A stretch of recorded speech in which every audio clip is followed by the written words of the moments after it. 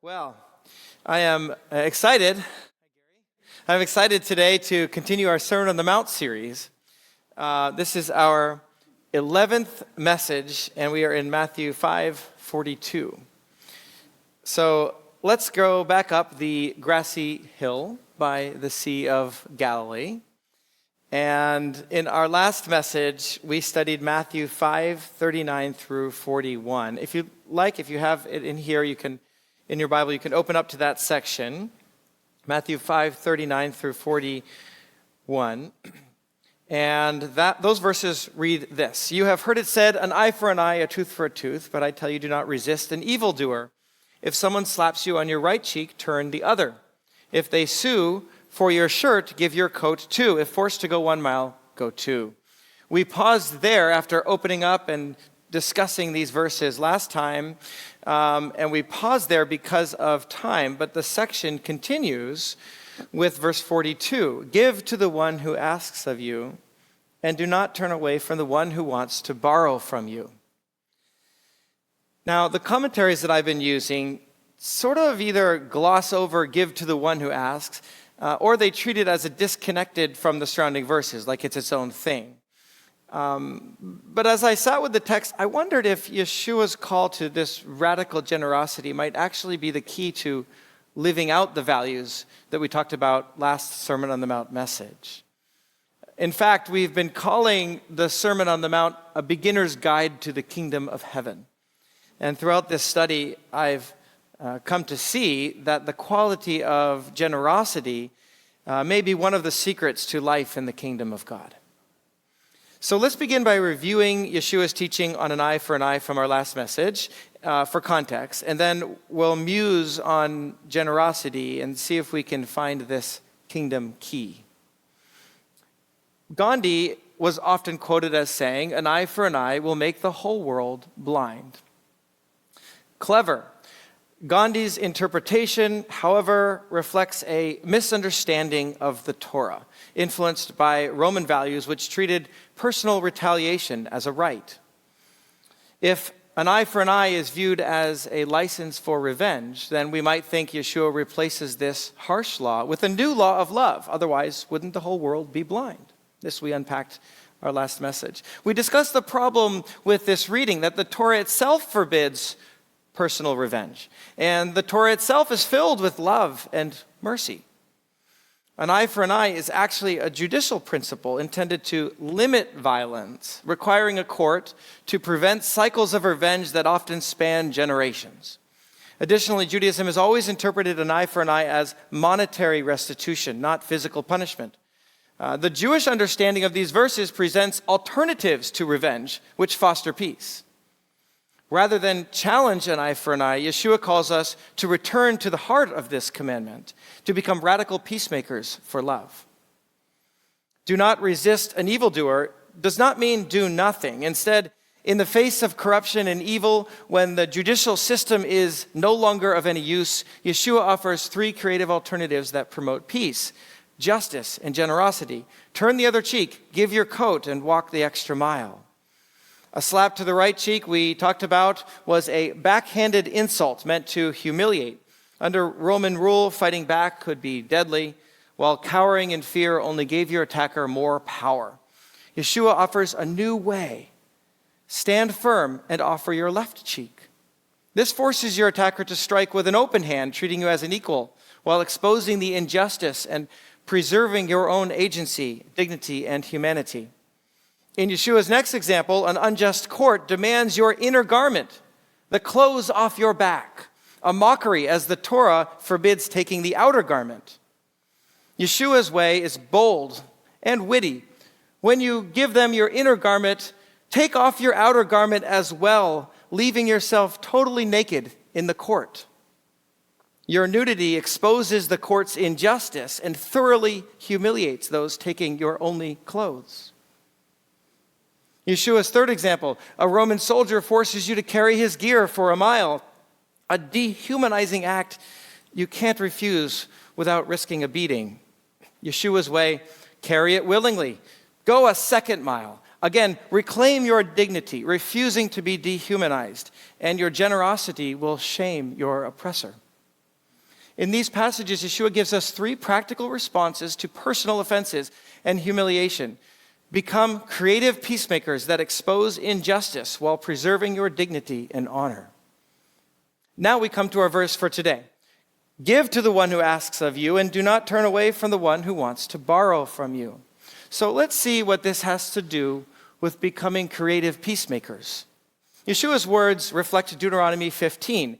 If there is a poor man among you, you are not to harden your heart or shut your hand against your poor brother. Rather, you must surely open your hand to him, and you must surely lend him enough for his need, whatever he is lacking. Your heart is not to be grieved when you give to him, for because of this thing, the Lord your God will bless you in all of your work and in every undertaking of your hand.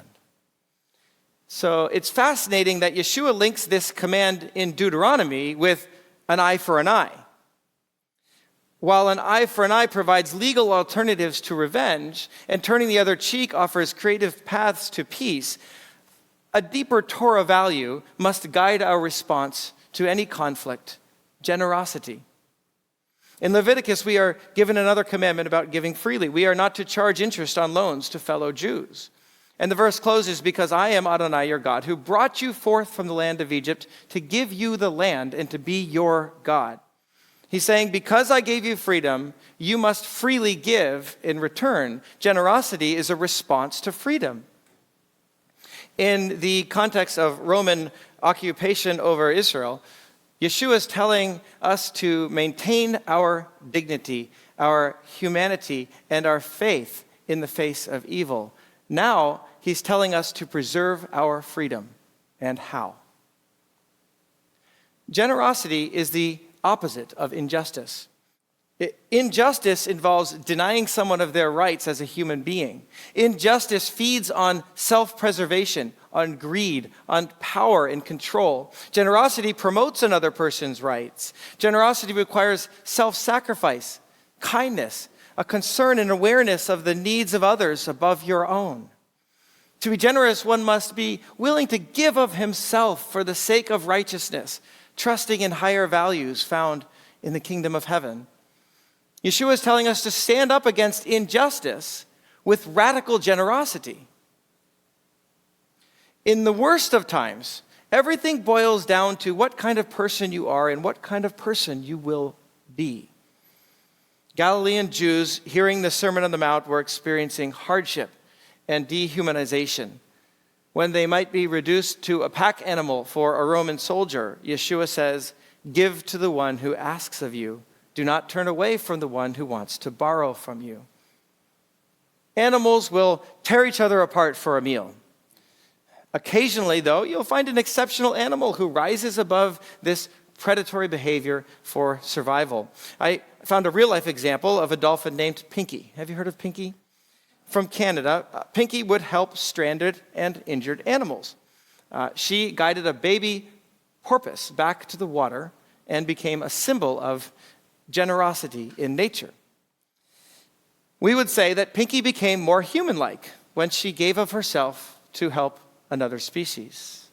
I wonder if the same is true with us. So acting out of fear and self-preservation makes us less human. Acting out of generosity makes us more human. Perhaps generosity is actually a prerequisite to freedom.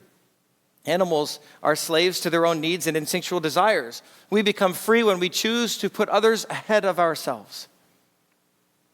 Generosity is not turning a blind eye to injustice. Instead, it's the solution to injustice.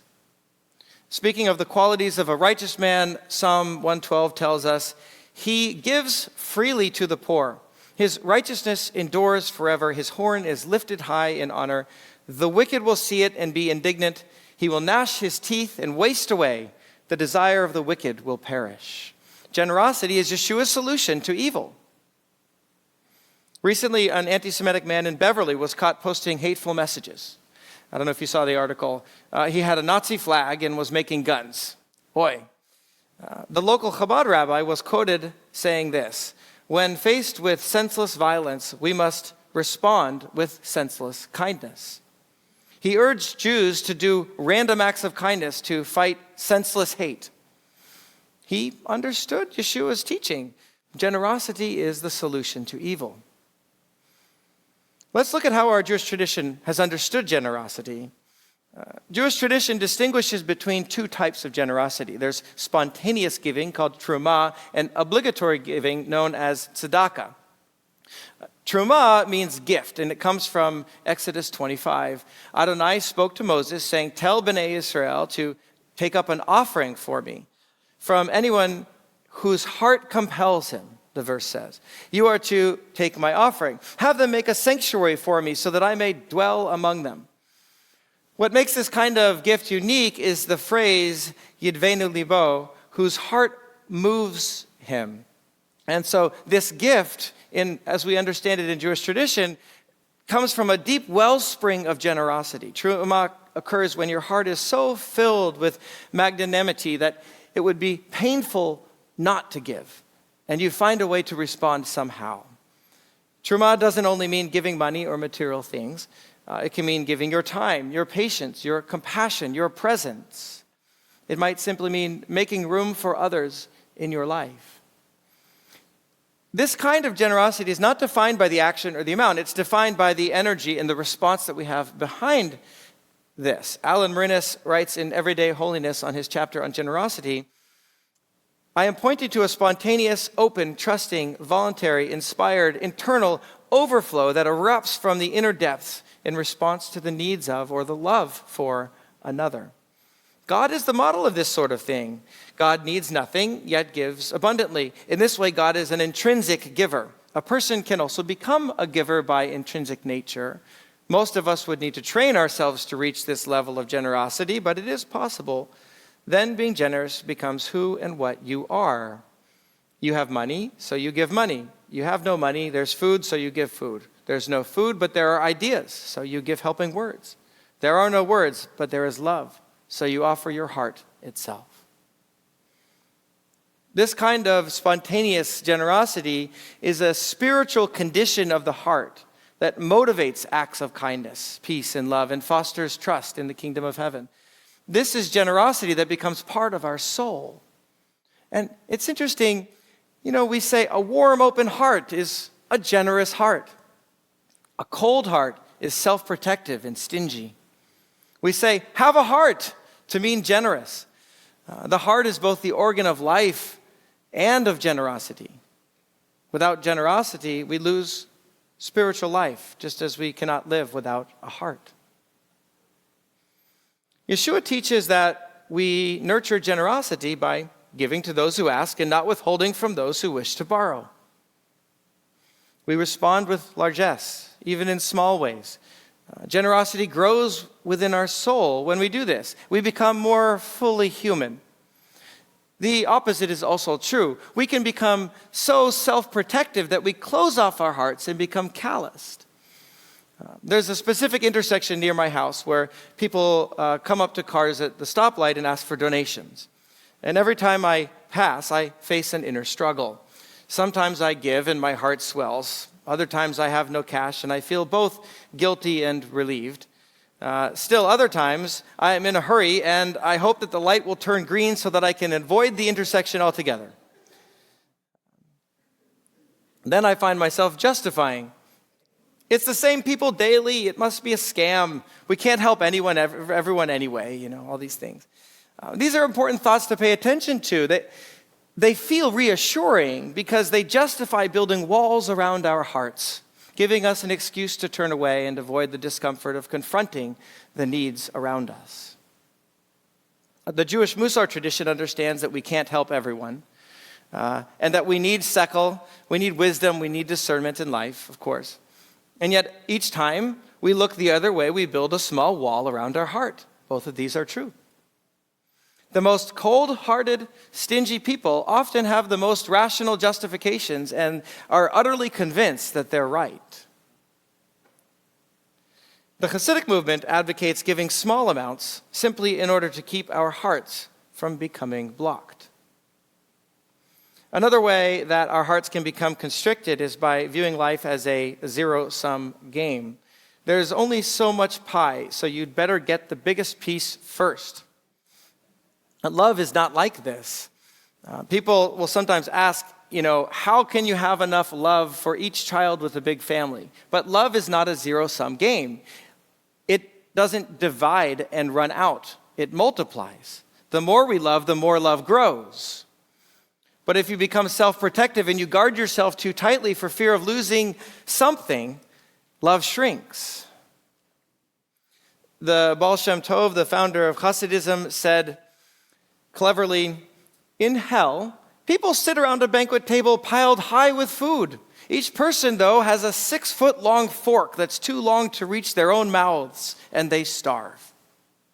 In heaven, people sit around the same banquet, but here each person feeds the one across from them with their fork, and all are filled. It's very clever. I remember a lesson I learned about generosity when I was on the Appalachian Trail walking from Maine to Georgia. A candy bar out there holds great value, especially when it's the last one and the nearest town is several days hiking away. I had one candy bar, one of those Snickers bars, tons of calories packed into there, and there was another hiker with me. And so I decided to share the Snickers bar, and I broke it in half, but it didn't break evenly. And so I faced the decision, and I remember this, thinking this. On the other hand, do I give the smaller or do I give the larger? And thinking of Yeshua's words, I did give the larger half away. And an amazing thing happened. I felt stronger with the smaller half than I would have, I think, if I had eaten the whole thing. Faith and generosity go hand in hand. Not only do we need faith to give, but something spiritual happens when you release what you're attached to for the sake of another. By making others' needs larger than your own, you make room for God to grow bigger inside of your heart. Rabbi Nachman of Breslov taught that the only way to cure a heart of stone and cultivate generosity that flows naturally from the heart is through repeated practice, giving many, many, many times. Now, once we begin practicing giving, then we move from truma to kinds of generosity, to obligatory giving, to tzedakah. Now, while often translated charity, the word actually means righteousness or justice. The Torah commands giving, whether or not our hearts are fully in it. The type of giving is considered an act of justice, regardless of personal feelings. Now, later rabbinic tradition set limits on giving financially. Less than 10% of one's income is considered too low, while giving more than 1/5 is discouraged in order to avoid becoming impoverished and then placing another burden on someone else that wouldn't be generosity. Again, Alan Marinas recognizes the need for balance, and he says this: to be totally self-sacrificing is not a spiritual virtue, because a total denial of self is a transmutation of a total concern for self and a backhanded and contorted way of serving self. It is egotism dressed in the guise of humility and generosity. That said, Jewish law tells us that even the poor person who receives charity is obligated to give tzedakah. Otherwise, the poor would be denied the joy and the reward that comes from performing the mitzvah of tzedakah. We see in the Midrash, when a person gives even a small coin, he or she is privileged to sense God's presence. Proverbs 19:17 says, whoever is generous to the poor actually lends to the Lord, and he will repay them. We might think of Yeshua's teaching when the widow gave the small coin. All that she had, though it was less than everyone else, her tzedakah was measured as greater in the kingdom of heaven. Along these lines, I think that it's a kind of false generosity when a person is unwilling to accept another's generosity and then withhold the reward for that person.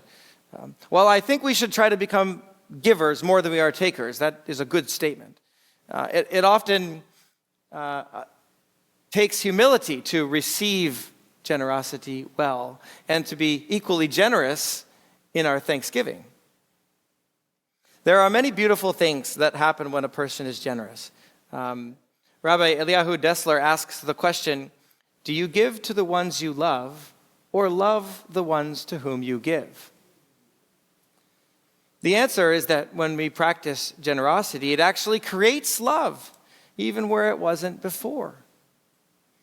And this is why we find in other Musar texts, a person who gives 1,000 golden pieces to one worthy person is not as righteous as one who gives one golden piece to 1,000 individuals at different times.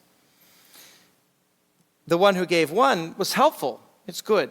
But the one who gave and gave and gave grew generosity within. Generosity is a heart skill that we must practice. We practice by giving tzedakah, whether or not we're moved, so that generosity becomes a lifestyle.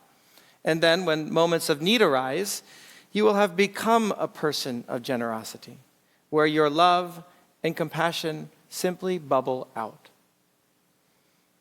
Marina suggests finding 3 opportunities a day to show gratitude, from a tithe to $1 in a person's cup, to offering your seat, holding the door, giving up your place in the line at the grocery store or the RMV, visiting a sick person, making a phone call to someone who is alone, allowing someone else to be right, forgive when wronged, apologize to restore a relationship, spending time with those who need you most, a gift of service, make a commitment or a promise and stick to it. This is all being generous. Now, someone in my life, if I can say without, who embodies generosity, is, if I can just cavell a little bit, is Raina. She really embodies generosity. And I see her with the babies, night after night after night, and teaching the kids at school, doing everything. And it's just fully giving herself. It's like her whole life is built around nurturing and growing those around her. And I admire her for this. I do. And so many of you here, I could list everyone here. You're all so generous, and there's so many different attributes of generosity and ways that expresses itself in your life. We have a community that is permeated by generosity. That is Ruach Israel. It's wonderful. So let me close with this. A mood, think of a mood, is a passing state of being. When we decide to adopt a mood and repeat it, it becomes an attitude. When we practice an attitude, it becomes a belief, a value. When we live out of our beliefs, they become part of our identity. A generous mood is a good thing, but it's fleeting. When we adopt a generous attitude about life, our hearts will soften. When we practice that attitude, it will become a belief. In the Sermon on the Mount, Yeshua is asking us to practice generosity as a lifestyle so that it becomes part of our identity. Practicing generosity when times are good and practicing generosity when times are tough. It will preserve our faith. Practicing generosity even in the face of evil or injustice will preserve our humanity and our freedom, and in the end expose injustice and expose the power-seeking people in the world for who they really are. So we turn the other cheek. We give our coat in court. We walk the extra mile, and we give to those who ask.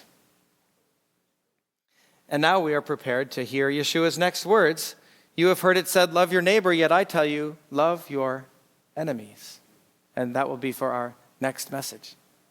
For now, generosity is a secret to becoming more and more human, more and more in the image of God. And just like we read in Exodus about coming together with our gifts to build a presence for Hashem, perhaps generosity is how we build a home for God here in our hearts, our families, and at Ruach Israel. So, Shabbat Shalom, everybody.